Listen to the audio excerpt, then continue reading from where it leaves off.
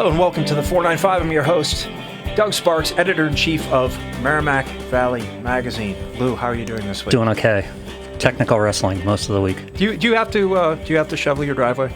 Do you do that? Well, I was on the island, on Plum Island, so Yeah. we maybe got 3 inches of snow. Oh, really? Yeah. Oh, okay. It was all rain and wind. That's right. It was different in all different parts, and I hear people who are... And when I got neighbors. downtown, it's basically 3 miles from where I live. When I Yeah. got downtown, there was a foot plus, but Yeah. right against the ocean, wind and rain. That was basically it. We were slammed. Yeah. We were slammed, and it took me longer to shovel my driveway than it's ever taken before. Yeah. Was it heavy where it was all snow? It was kind of heavy, Yeah. and then it was like really... So and that was... It took me a long time. Plus, the night before, I went out and shoveled twice because I just felt like I was going to get slammed. Now, it's nice. It's nice to get out there and kind of move around and shovel and move. No, it is. I listen to like Audible. I put, like I can listen to audiobooks, and I have young kids. No secrets here. It's nice to get outside. I won't lie to you. I drove right out of the driveway. Really? Yeah. All right. I won't lie to you. Well, if you ever want to come shovel my driveway and help me out, you'll get to experience. I'll let you borrow my driveways, Audible account. Yeah. All right. Our guest this week's name is Richard Raven. His debut novel, Nothing to Declare, just came out officially yesterday. Richard, how are you doing? I'm doing great. You're in Newbury right now, right? I am. Yeah, but you didn't grow. I'm in my barn. Okay, but Nice barn. You didn't grow up in Newbury. You lived in California for some time, right? I did. I grew up in Newton, though. Oh, okay. I actually started in Jamaica Plain, then Newton, and then after I graduated college, I moved to LA. Okay. So in some sense, this parallels the trajectory of the novel and the plot, because you have characters that's kind of Boston area, and there's stuff going out in California. True. Yeah. So and every place that the novel goes, I have been. Okay. Oh, excellent. Okay. Well, we'll get into that. So for someone who doesn't know anything about this, what's this novel about? What's at the heart of Nothing to Declare? It's about what happens to a man who thinks he has his life in perfect order, and a random event, the death of a friend, throws him off course. And as he moves through this experience, he attempts not only to understand where he really fits into his own life, but what happened way back when. They were very close friends, and then they had a huge falling out. And I wanted to tell a good story about interesting characters. The bulk of the story is set in the 1970s in Santa Cruz, California, which was a hotbed of political, social, cultural, and sexual revolution, so to speak. And our characters find themselves in that midst. And then there's sort of contemporary sections of the story, which are set in the 90s, which are about a kind of final reckoning with both those years and who we thought we were and who we ended up becoming. So, yeah, it's something that struck me. Which of these, as I was reading it, which of these periods is more like our own, right? 1973, Nixon, things going on in the counterculture, things going on in food, in the food world, versus 1990. Well, I think there's bits. I think there's actually bits of both in our world, because it seems to me that our cultural world, there's a lot of the world of today. There's a lot of change in social dynamics. There are people in polyamorous relationships. There are people. There's same-sex marriages. There's a whole thing about gender that's fairly new to maybe not to the world, but to our acknowledgement of it at least. And I think the beginnings of that, or tastes of that, were set in the 70s. On the other hand, it's in the 90s section, there's a very commercial universe. The main character owns a restaurant, and it's a very hip, sleek, fashionable restaurant. He makes a lot of money at it. He drives a BMW. I mean, it's a lot about consumerism and about sort of who he thought he was when he started out and who he ended up becoming. So I think there's tastes of both.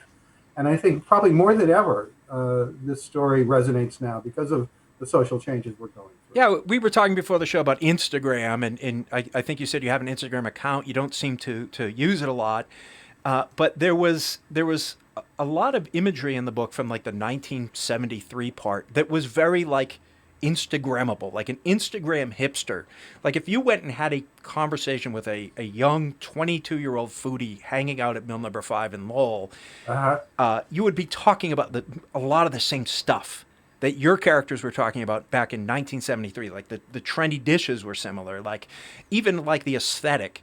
There's a character who's making these shirts with the monkey god Hanuman Yeah, right. on them, which is like trendy now. Like if you saw a bunch of yoga models on Instagram right now, they might be wearing Hanuman shirts. And on top of that, we have the Nixon hearings and everything going on presidential with all this like kind of national turmoil that people are either ignoring or being stressed out by. And I found it very striking. I found it striking that in some ways I felt like I understood 1973 in this novel more than I understood 1990, having lived through. Well, actually, I was 1 year old in 1973. I felt like I had more in common with the characters in 73. Well, I'll take that as a compliment. Thank you. Yeah, it is a compliment, but here's one of the big differences. The kids in 1973 are running the world now. That's why it seems so similar.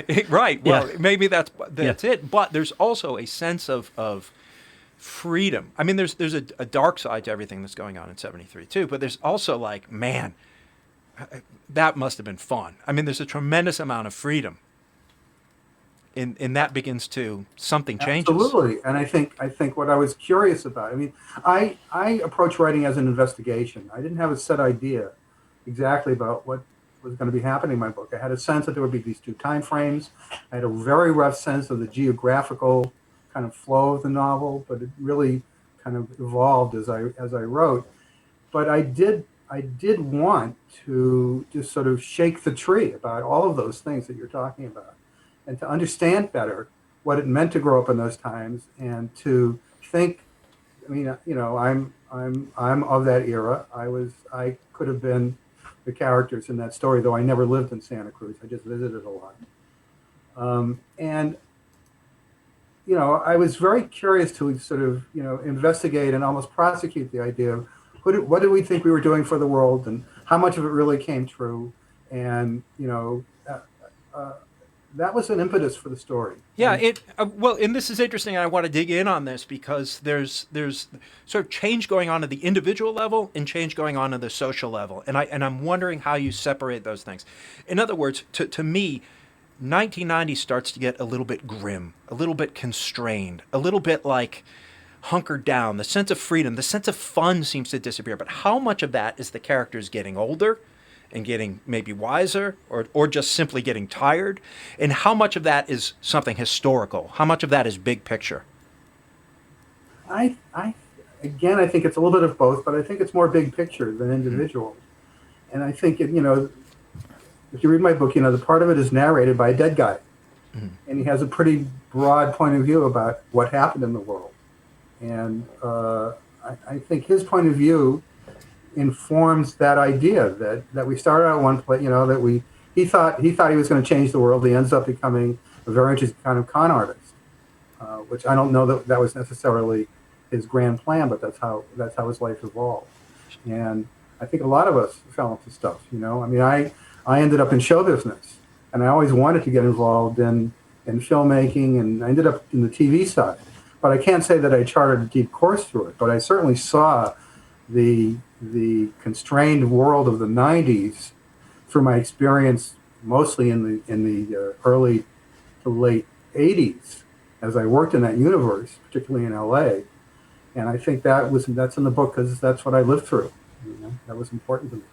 Yeah, I'm glad you mentioned showbiz. You're making it easy for me because you're going through my questions, because you come from that world. I want to hear a little bit about that because I'm sure people are going to be fascinated. You were a production executive in Hollywood for years, and as someone who comes from TV, I find this novel striking because it's so un-TV-like to me. To me, it's very literary in a good way.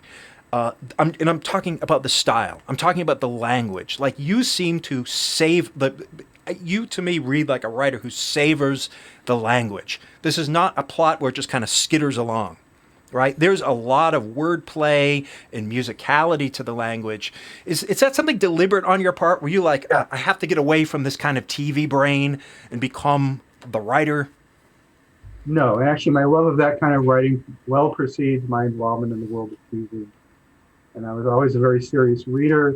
And the writers that I've always responded to deeply, like Robert Stone and Thomas Pynchon and Don DeLillo, are sentence writers, Philip Roth. And I felt a lot of the writing rhythmically. And there were perfectly good sentences that I didn't end up with because they didn't jangle in my head. The music wasn't working. And that was important to me. I just heard a quote from DeLillo, which is very interesting. He said, "I don't care what a sentence means, I care how it sounds." Well, I like both, I have to admit. It is important to me what it means, but I do like the way words fit together. And maybe have been and always a big kind of sit around the campfire folk singer. So that kind of experience is probably ingrained in my experience. Yeah. Well, it's a sort of book where it's interesting you mentioned Pynchon because I mean, this reminded me a little bit of Inherent Vice. It sort of had the same flavor to me. But there were a lot of sentences where I just kind of wanted to call my wife in the other room and read the sentences out loud. I don't get that with a lot of contemporary fiction. And that's a pleasure. It's there's maybe not enough of that. You mentioned the music. I know you're a music fan. You're a jazz fan, but obviously reading the book, it goes all over the place, right? And if you go to my website, www.richardmraven.com, there's a Spotify playlist that I put together of important music from the 70s. Okay. There's also a list of I put together about 5 or 6 recipes for various dishes that are mentioned in the book. Well, once again, you're hitting my question before I get it because I want to talk about the relationship between these things. And I didn't look at the Spotify list, but let me guess who's on it. There has to be The Who. Is The Who on it? Absolutely. The Who plays an important role in the book, and maybe like Eric Dolphy. Not Dolphy, but I think Mingus is on the playlist. Okay, and what else? Say it again. What else is on the playlist? Well, it won't play this way on Spotify when you play it, but the first song that I put on was White Punks on Dope by the Tubes. Yeah. Because that's what my housemates and I would blast as we were cleaning house. Yeah. And it typified the era for me. Not that I was a white punk on dope. I wasn't. In fact, I didn't smoke that much dope after college at all. But but there was an energy. But there's Latin music because there's a lot of merengue music in my novel, and there's Latin music on the playlist, and jazz. I mean, I mentioned Miles Davis, and I was just, and he comes up in the book, and a friend of mine was just posting on Facebook, and I happened to mention a Miles Davis concert I saw in Newport in 1969 that blew me away. So yes, all kinds of music, and I've always been a kind of polymath or polyglot around music, all kinds. Yeah, and you write about music in a way, and I wonder how much you thought of this, in a way that just assumes a sort of music literate reader. In other words, you allude to a lot of music, and you just assume that the reader's going to be able to kind of at least follow you, or be willing to maybe put the phone down and put the book down and look things up. Was that a conscious decision? Did you say, you know what, I'm just gonna assume my readers are thoughtful and sort of culturally literate about these things? They've been more unconscious than conscious, but I do think when I was in Hollywood, my work was developing screenplays with writers for Movies of the Week and miniseries primarily. And you could always tell when a horrible bit of exposition would thump onto the page. And we used to joke about it and call it, my uncle, comma, the richest man in Paris, comma, is coming to dinner tonight. And so I swore to myself that if I ever started writing myself, I would do everything I could to eliminate that kind of work. It's just not interesting writing to me. And so I think I just decided you can't explain everything. And the world is the world, and you have to go and ride in that world. And I hope it comes alive for people and makes them curious about the stuff they don't know about.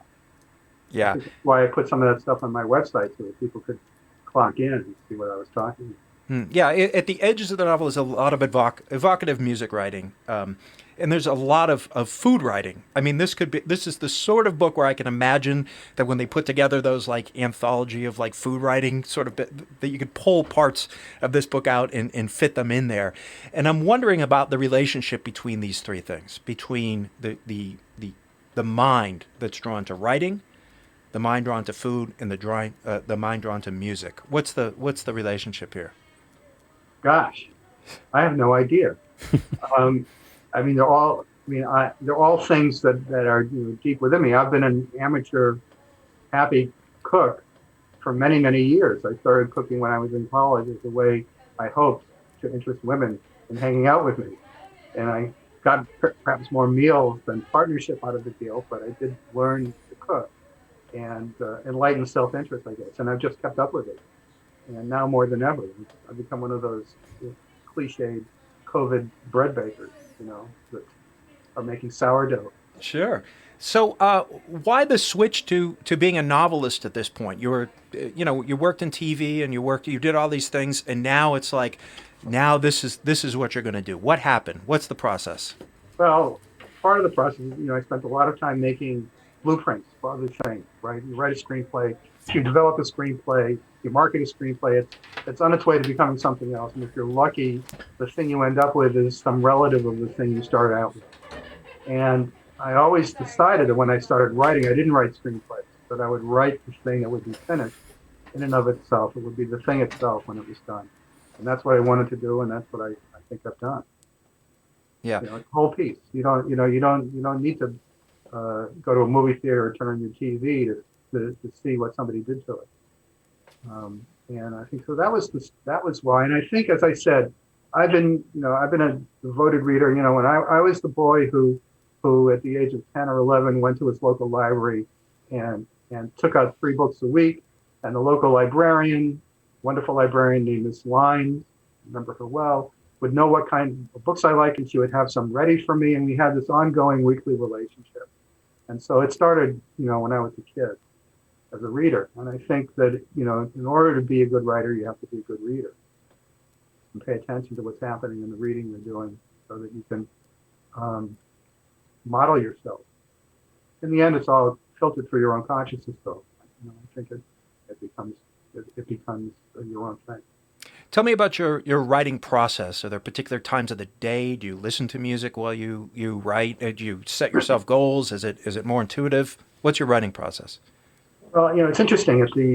When I was working on the first draft of this, for a while I listened to nothing but Grateful Dead while I was writing, but then when I got into doing a very serious second draft, that didn't work, and I felt that what I wanted that draft to achieve was more emotional content for the characters. And so I listened to Molly almost exclusively because there's a lot of heightened and grand musical emotion in his symphony, and then when I was doing a lot of other this book has been revised a gazillion times. I could only listen to instrumental music. I could no longer listen to music with words that would get in the way of my process. And then it ended up being a lot of jazz because I just love jazz. Yeah. It's interesting. I wrote about this recently in the magazine in my letter from the editor. I found, my musical, I listen to a lot of different types of music, and they tend to shift based on where I'm at. Wherever I'm at in my professional life and the weather and all these things kind of, especially if you love music, right? The seasons make a difference. Yeah. And I wondered, I felt like I was undergoing some pretty big shifts during COVID because of this kind of isolation. So I found myself listening to a lot of early music and Baroque music, and I just started to wonder why. Did you feel as though during COVID, during this period, you also had a shift in your tastes? In a way, but it was more in my sort of video taste than in my musical taste. Okay. Because I found, I'm a bit older than you, and so I'm in a higher risk category. And I found that my anxiety level was higher than I liked it to be. So I found that of an evening, I couldn't watch very darkly challenging stuff. It would just make me want to crawl into a different hole than the one I already was in. So I'm not saying it's purely benign, but it needed to be well contained. Let's say it couldn't be too raw. I couldn't handle it. Yeah. So what were you watching? What drew you in? You'll laugh at me. The Great British Baking Show. I will laugh, but I will also be sympathetic. And my wife, if she's listening, is laughing now too. I think I've been through it twice now because I find that, and it's not just because I'm interested in baking. I mean, I don't do that much baking. I do some, and I'm not bad at it, but not like these people. but it's the camaraderie of those competitors that they're so interested, so apparently interested in each other and caring of each other. And I think that sense is something we all need. And in fact, that links back to the book because, I grew up at a time when we thought we were all in this together and we were all going to pull through together, and things are much more fractured now, unhappily, I think. And, I'm yearning to go back to that sense of communal intention. Yeah, I'm wondering about that shift in how it relates to the experience of reading, or maybe looking back on this novel. I mean, this happens with anything. Like if you're watching any movie, any TV show, or reading a book, it's always like, oh, like now I'm seeing it through the prism of COVID. This would be a different novel if we hadn't been through COVID, right? Because that idea of there being this sort of Santa Cruz where you could, there was this tremendous freedom and all this stirring of cultural energies, like that's like, oh, that's science fiction right now. Yeah, absolutely. Right. And it adds maybe a layer of sorrow onto it as well. It may, the famous Greek guy once said, you can't step into the same river twice. Life is always changing, and you can't predict. I mean, it's fascinating to me. There are people I know who read the book. Some really glom on to this middle section in Santa Cruz. Some really like the New England stuff because that's where they're from and they relate to it. Others really like the last part of the book because of the sort of emotional quality of it. And I think everybody gets to read their own book and almost write in their head their own book when they're reading. And if I had to say anything else about this, I'd say, probably my biggest motivation in doing the story is that I love storytelling. I mean, even though a lot of the works that the work that I did in Hollywood was for pretty, mediocre stuff. You used to say it's good for what it is, and it was rare that we got to say it was just plain good, And that, God, I think I lost my train of thought. Doesn't matter, So it's storytelling, and I think my dad taught me how to tell jokes, I just think this is sort of part of my nature, and I like the shapeliness of it. So maybe it's the shapeliness of a recipe with all the orderly qualities of a recipe, and I do find that incredibly calming to be, as opposed to the kind of cooks who are brilliant, who say, okay, I went to the store today and they had these white eggplants, so I'm going to do this with the eggplants and add that. I'm a guy who likes to see, I need 13 ingredients. Let me get them all out on the counter in front of me and weigh them out if I have to, and that's, that, and I think there's an orderly quality to the way I structured the book. I mean, it was important to me. And and I think that structural stuff probably keys back into what movies are all about structure. You have to hit your marks. You have to, deliver certain moments to the audience in certain places. It may seem completely organic and seamless, but there's a lot of careful thought that goes into when things happen and how. Yeah, it's funny when you mention, people's different experiences reading the novel, because to me, the New England stuff or the stuff set in Somerville was like grim reality. And I'm reading it, and it's cold right at the beginning of the novel. You're in Somerville, and it was cold when I was reading the book. And then everybody gets to go off to California, and there's pretty girls all of a sudden, and there's music, and everybody's having a good time. And then when it gets back to Massachusetts, it's grim again. So I see that as grim reality versus some sort of escape. Now, the escape is no fantasy land. It's no utopia. There's some really, really difficult things, and I think as you said before, there's a lot of cultural stuff percolating that's just clearly going nowhere, right? That's just flat or endless, or people are being narcissistic when they think they're out there trying to make the world a better place, and they're people who are damaged psychologically in the novel, characters who are kind of damaged. But still, I still wanted to go to Santa Cruz. It was still like, man, I'd like to be out there on the moped riding, and man, it seems like a great time. Well, the earliest versions of this book, those frigid scenes, I wrote in California in broad sunlight. So, the writers in that, you have to have a good imagination and a good memory, I think, to do the kind of writing that I like. And one of the things about this book, that was important to me. I wanted a story that moved physically from place to place to place, and I wanted a story that moved internally from state to state to state. And so the main character in particular goes through a voyage, external and internal. And I wanted to link those and let them each have their own sort of vibrational qualities.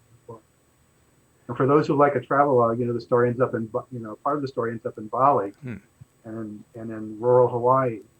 It's nice to go far flung. I like books that take me places I haven't been before.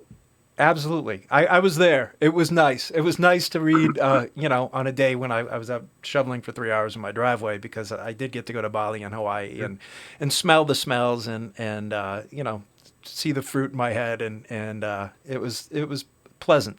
I'm not sure that Bali is there anymore, but of course that Bali probably wasn't there when I was there too. People were saying, oh, you should have been here. Every place you go that's wonderful, they say you should have been there 20 years ago. Yeah. Before it got discovered. But my wife and I, when our daughter was 13, took her out of school for 4 months, excuse me, and did a Southeast Asia trip.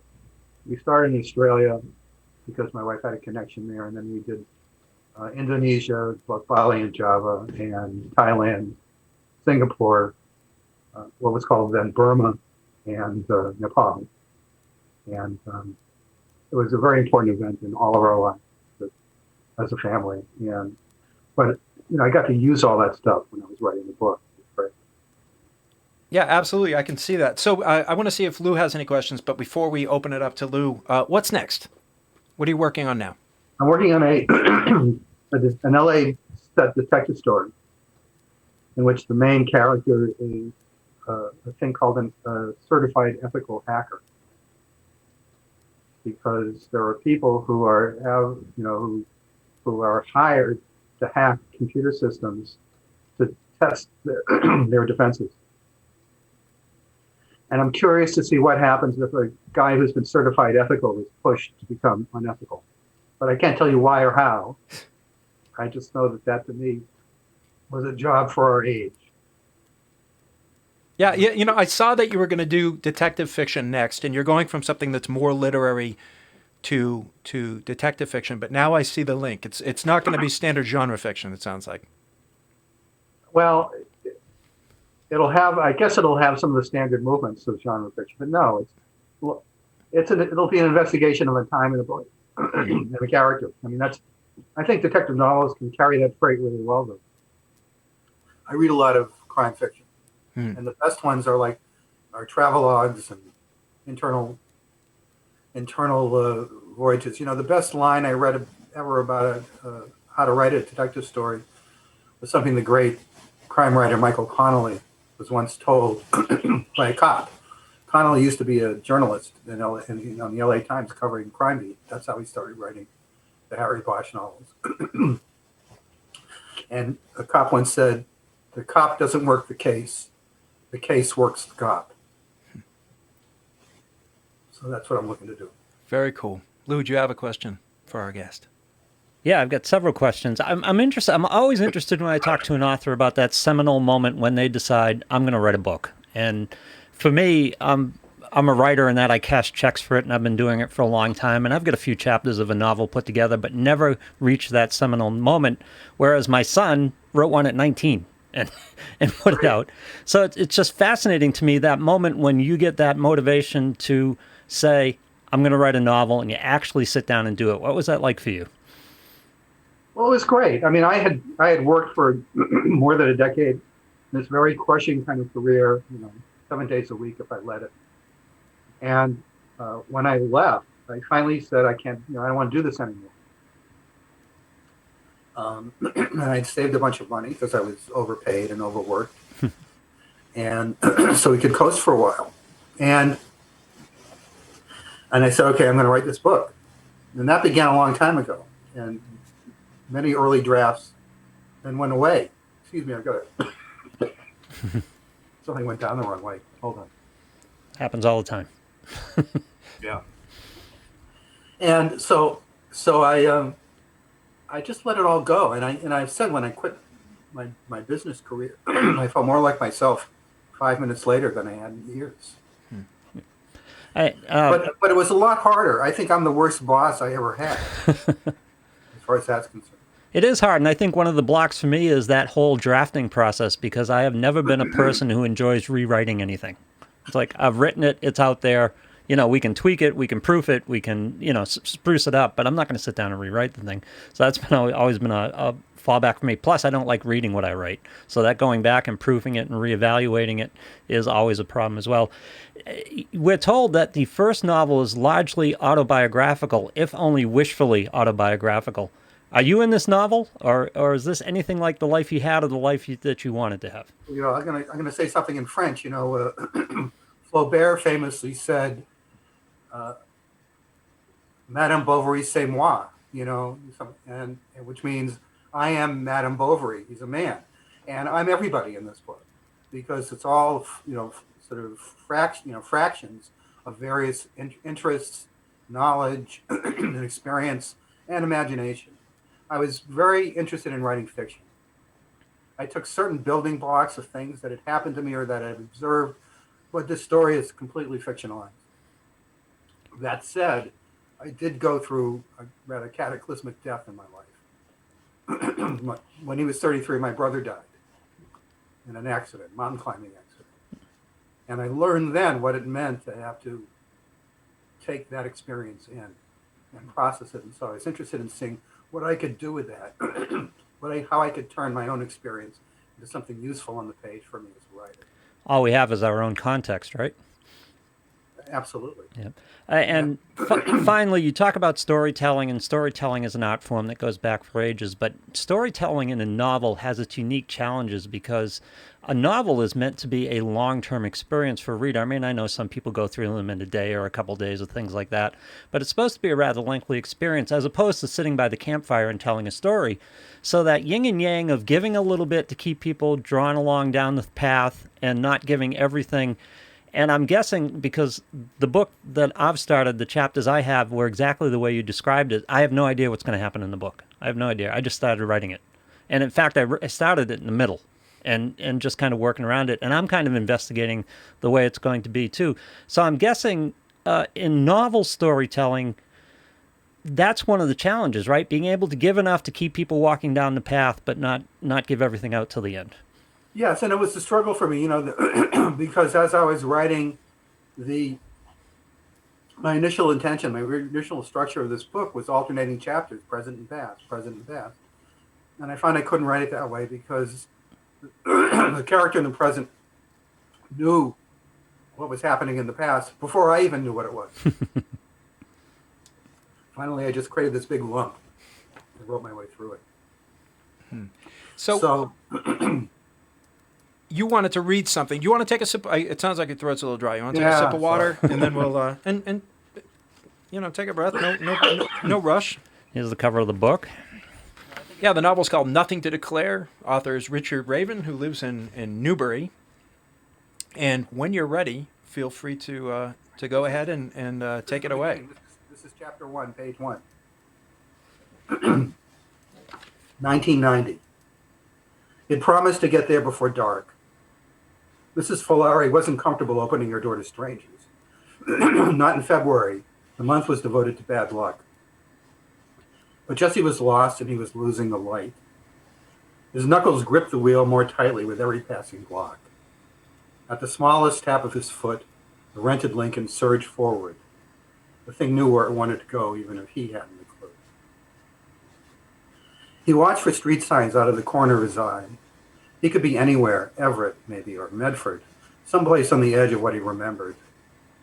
Maybe he'd crossed in and out of Somerville already. Its expressways and rotaries named after the Korean War dead, the tiny red, white, and blue memorial flags.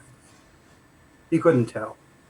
L.A. and its grid, its east and west, had bled every curve from memory. At a blinking red light, he paused and scratched at the ice on inside of his side window. Empty, windblown sidewalks and a magazine stand shilling the lottery. A muffler shop on the corner, a street sign so covered with snow he could read only the last three letters, L-E-Y Street. 75 degrees when it left Santa Monica this morning, and the acacias in full blossom. The lanes of the Palisade had been carpeted in yellow. The streetlights popped on and lit a row of dun-colored houses with stained cars in their drives. In the middle of the block, a man dragged his garbage can to the street and propped it against a heap of snow and gravel. Before he reached the door, a gust blew the can over and spilled chicken bones and Sunday supplements. The man pivoted, the wind ballooning his overcoat, his mittened hands balled into fists. Another pivot and he stomped inside his house. The Christmas lights on his door flashed on. Somerville. Jesse was sure of it. Marty had come back here to live, had been here for the last 14 years, if that can be believed. Marty had hated the place. Hell, they'd hated it together. Jesse steered the Lincoln carefully around the corner. A boat this big, no point chancing a ding. Ellie Ryman's Dooley, he hoped, the street where Marty had lived. Great, thank you so much. Where's the best place for people to pick up a copy? Well, it's available on all online sources in the area. It's available at Jabberwocky right now, and there are signed copies there. If people go to my website, there are links you can click right there on the website that will take you to Barnes & Noble and Amazon and other online sources. Yeah, you mentioned that you were dropping off copies at Jabberwocky before the show, and I'd just like to kind of make the point to people that we want to support local businesses as much as possible. So if you get the chance and you're out in that area, Jabberwocky is an amazing independent bookstore, and I hope people who are curious will stop by and pick up a copy of the book there. Richard Raven, thank you so much for being on the 495. It's been great to be here. Thank you both for your great questions. Yeah, really, really appreciate it. I loved it. Nothing to Declare is his novel. Richard Raven, thank you very much. Everybody, I'll see you next week. All right. Take care.